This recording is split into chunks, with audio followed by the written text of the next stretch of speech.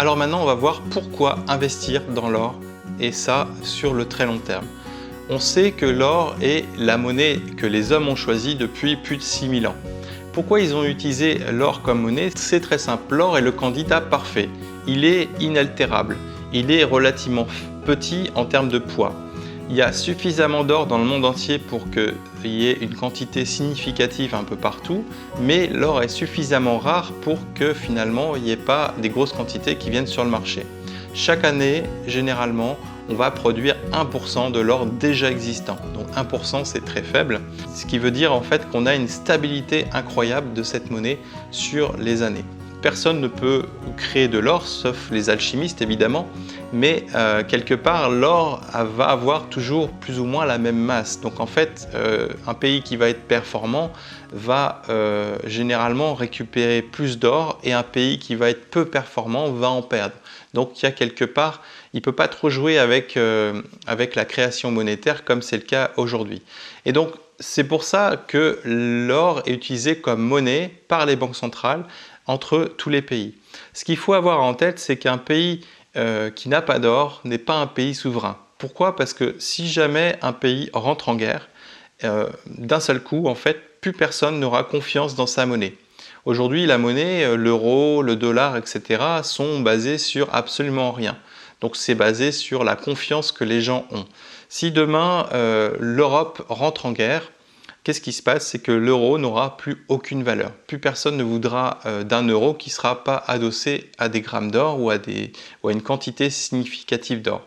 Et donc, qu'est-ce qui se passe? C'est que les pays qui vont commercer avec l'Europe ou les États-Unis vont se retrouver dans une situation délicate. Ils voudront accepter uniquement des actifs tangibles, donc soit des minerais de fer, soit du pétrole, soit du charbon, soit directement de l'or.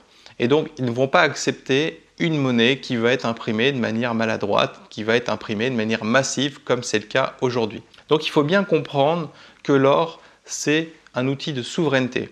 Quand un pays n'a plus d'or, le seul moyen qu'il a, c'est d'aller chercher l'or du voisin, ou alors d'être performant au niveau économique. Et donc, quelque part, l'or a toujours eu un rôle très important pour les hommes. Pendant les phases d'expansion où tout allait bien, finalement, l'or s'est un peu écrasé. Il a joué un rôle très mineur, uniquement dans les banques centrales, etc. Dès que les crises se sont accentuées, en fait, comme il y a une baisse de confiance dans les monnaies fiduciaires, à ce moment-là, en fait, l'or redevient un étalon, redevient finalement la monnaie que tout le monde a choisie. Et donc, les banques achètent massivement de l'or, tout simplement pour stabiliser leur monnaie. Une banque centrale qui n'a plus d'or, en fait, la monnaie vaut absolument rien puisqu'elle n'a pas du tout d'actifs. Alors, pour bien saisir l'intérêt d'investir dans l'or, je vais revenir sur un exemple que je prends très régulièrement et qui est vraiment très simple à comprendre. Vous imaginez qu'un légionnaire romain, en l'an 200 après Jésus-Christ, donc il y a à peu près 1800 ans, ait enterré 1 an de salaire en pièces d'or. Qu'est-ce qui se passe? Ce Romain reçoit ces pièces d'or. Avant d'aller au combat, il les enterre directement sous un arbre avec un petit groupe de copains. Ce qui se passe, c'est que ceux qui reviennent vont prendre la part de ceux qui ne sont pas revenus du tout. Et donc, quelque part, ce légionnaire romain n'est pas revenu du combat. Il a laissé son magot, en fait, il a laissé ses pièces d'or dedans la terre. On va maintenant se projeter 18 siècles plus tard, en 2020, et là, en fait, une personne va découvrir ces pièces d'or. Qu'est-ce qui va se passer? C'est que ces pièces d'or vont correspondre à plus ou moins 1 an de salaire. Le Romain planque à peu près 1 an de salaire dans le sol. Quelqu'un qui découvre ça 18 siècles plus tard va récupérer plus ou moins 1 an de salaire. Donc ceci démontre l'intérêt d'investir dans l'or sur le très long terme. En fait, l'or, c'est quelque chose qui va garder sa valeur sur le très long terme, et c'est pour ça aujourd'hui qu'il faut investir dans l'or. On pourrait aussi prendre l'exemple d'une vache. On va prendre le prix d'une vache. En 1928, une vache, ça coûtait 1 once d'or. En 2018, cette même vache coûte également 1 once d'or. Il y a tout à parier qu'en 2048, la vache coûte 1 once d'or. Et ça démontre tout simplement que l'or va garder sa valeur sur le très long terme. La vache garde sa valeur, le terrain et les forêts gardent leur valeur, l'immobilier va garder leur valeur.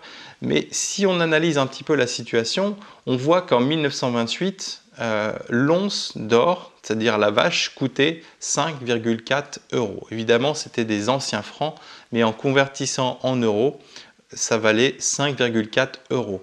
En 2018, l'or valait 1200 euros l'once. Et en 2048, si on continue sur la même lancée entre 1928 et 2018, on pourrait imaginer l'or à 5 000 ou 10 000 euros. Et ce n'est pas parce que l'or a pris de la valeur, mais tout simplement que la monnaie euro a perdu une grande partie de sa valeur. Donc ces deux exemples-là sont là pour vous montrer que l'or va traverser le temps sans problème et va traverser les crises sans problème. Ce qui ne sera pas le cas de vos francs, ce qui ne sera pas le cas de vos euros, de vos dollars et de toutes les monnaies fiduciaires, des monnaies papier en fait, que les gouvernements aujourd'hui impriment. C'est ça l'intérêt aujourd'hui d'investir dans l'or. Alors ce qu'il faut savoir avec la monnaie, c'est que ça n'a pas toujours été le cas. Cette monnaie fiduciaire, comme je vous l'ai dit, elle perd de la valeur avec le temps, tout simplement parce qu'on va imprimer de plus en plus de papier et cet argent il va sortir de terre à cause ou grâce au crédit. Je vous invite à regarder les travaux de Ray Dalio qui expliquent très bien ce phénomène en fait, de croissance due au crédit court terme et au crédit long terme. Et cette croissance, en fait, on va l'hypothéquer, c'est-à-dire qu'on va aller très vite et à un moment donné, on va devoir payer l'addition en ayant finalement des crises financières et monétaires qui vont venir ralentir cette croissance qui n'était due qu'au crédit.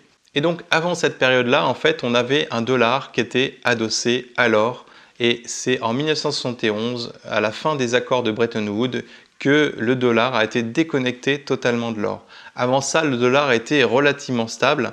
On a eu un décrochage dans les années 30 et ensuite en 71 en fait on a eu une décorrélation totale, c'est-à-dire qu'en fait c'est ça qui a lancé un petit peu les choses.